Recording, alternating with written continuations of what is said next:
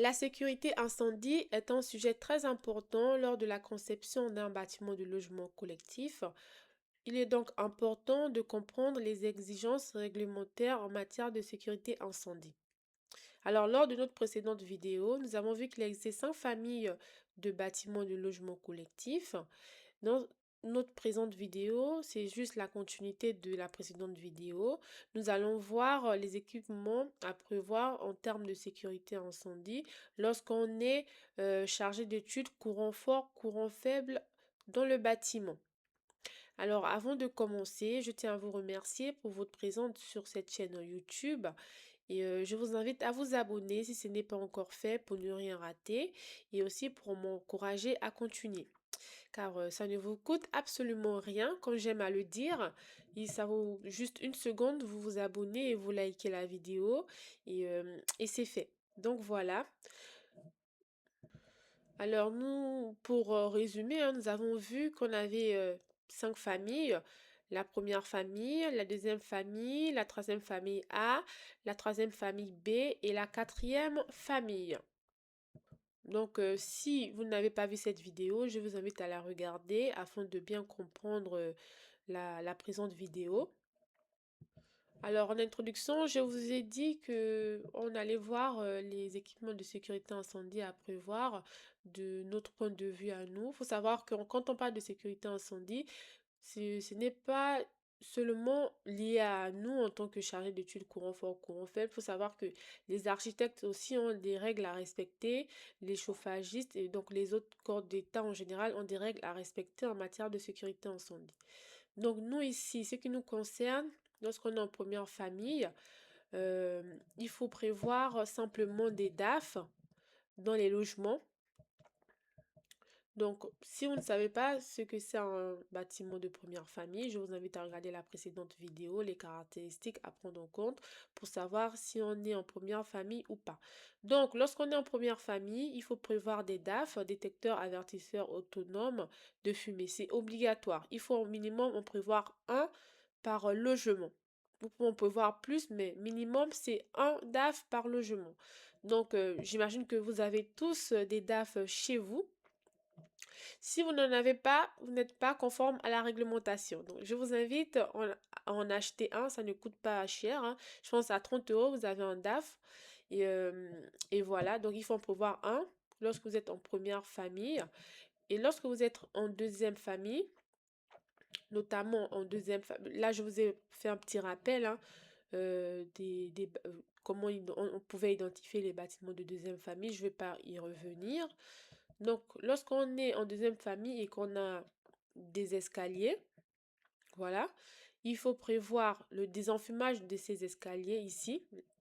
En plus des DAF dans les logements, bien évidemment, il faut prévoir le désenfumage des escaliers. Voilà, je vous l'ai entouré ici. Je vous l'ai entouré ici, pardon. Qui dit désenfumage des escaliers, donc on a un exutoire ici, hein, en toiture. Soit l'exutoire est en toiture, soit l'exutoire en façade. Donc, quand je dis exutoire, c'est simplement une trappe de visite. Donc là, je vous ai mis un petit schéma. Donc, on a la trappe de visite ou l'exutoire ici. Ça ressemble à ceci. Voilà. Et après, on a une commande qui est au rez-de-chaussée qui permet de commander l'exutoire directement ici. Ça ressemble souvent à ce dispositif-là. Voilà, c'est un dispositif mécanique, hein. Donc voilà, lorsqu'on est en troisième famille A, il faut également désenfumer les escaliers. Par contre, il faut prévoir un détecteur de fumée au niveau du niveau le plus haut, donc de la cage d'escalier et au niveau du niveau le plus haut. Et il faut prévoir un DAD, un détecteur automatique déclencheur. Donc, lorsque votre détecteur de fumée détecte la fumée, il envoie l'info au niveau du DAD et le DAD actionne le dispositif ou l'exutoire. Donc, actionne, c'est-à-dire il ouvre l'exutoire. Donc, lorsqu'on est en famille, mon troisième famille A, c'est ce qu'il faut prévoir. Donc là, on a la commande, hein. C'est soit le détecteur qui détecte la fumée, soit c'est une personne qui agit ici sur la commande et le DAD ouvre l'exutoire. Ensuite, on passe en troisième famille B. Oui, également, dans ce cas de figure, il faut prévoir bien évidemment des DAF dans les logements. Donc ça, on a déjà compris que il faut dans tous les cas prévoir des DAF dans les logements. Lorsqu'on est en troisième famille B et en quatrième famille B, c'est vraiment toute une autre histoire, hein.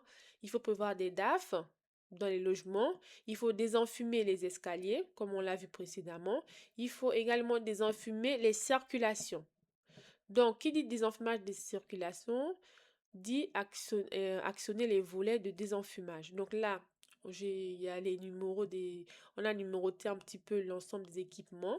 Je vais vous faire une présentation rapide, hein. Donc, on a le numéro 1 ici. Ici, on a le tableau de désenfumage. Ensuite, le 2, c'est le détecteur de fumée. Voilà. Le 3, c'est la commande manuelle de désenfumage ici. Voilà. Le 4, c'est un volet de désenfumage qui est en haut. Donc, parce qu'il faut savoir qu'il y a un volet haut et un volet bas. Donc, ça, c'est vraiment par abus de langage, hein. Mais le volet du haut ici, le 4 ici, c'est le volet de désenfumage.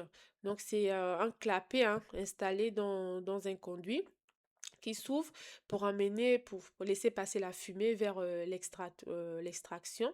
Et le volet bas, c'est le volet d'amener d'air, simplement. Donc, il ramène de l'air frais dans le bâtiment. Ensuite, on a le 6. Le 6 est là. Le 6, c'est simplement le ventilateur de désenfumage.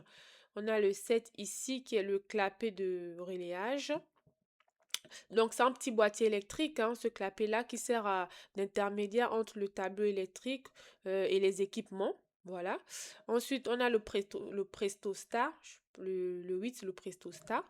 C'est un capteur simplement de pression qui vérifie que le ventilateur fonctionne bien en détectant la pression de l'air dans le conduit. Voilà, c'est ça le Prestostat.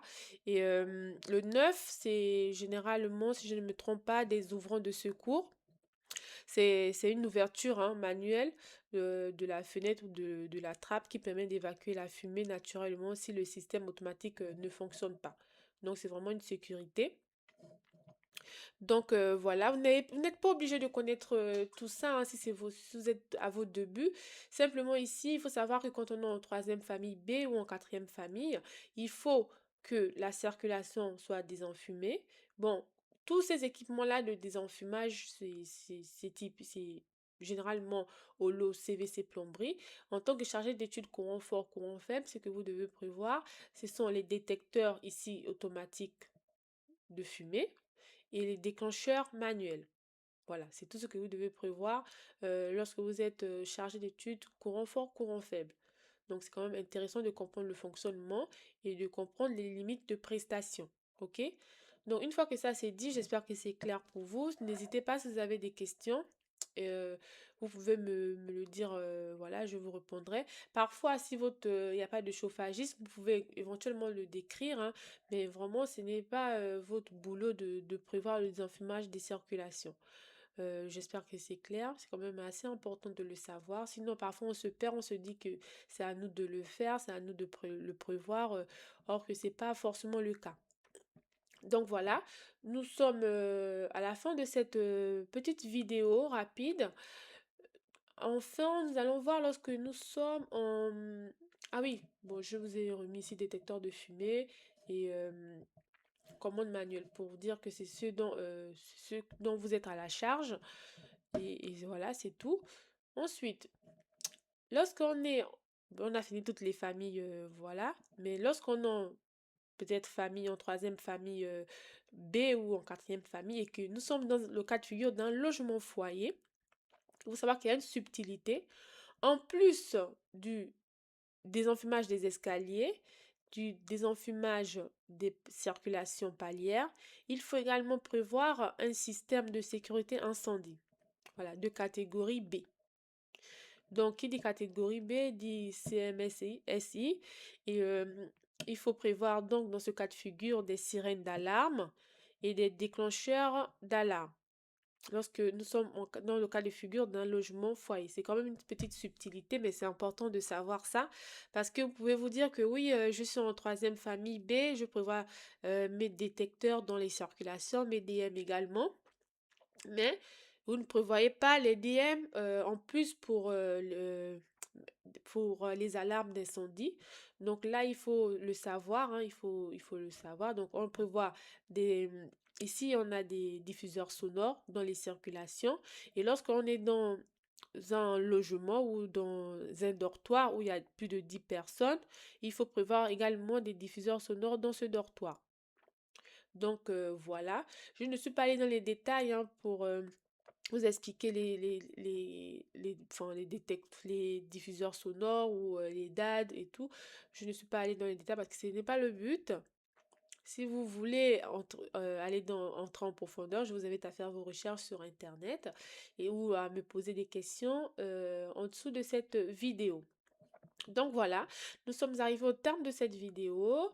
Je vous ai mis un petit résumé. Donc pour résumer, lorsqu'on est en deuxième famille, bon, en première famille c'est basique, il faut prévoir des DAF dans les logements.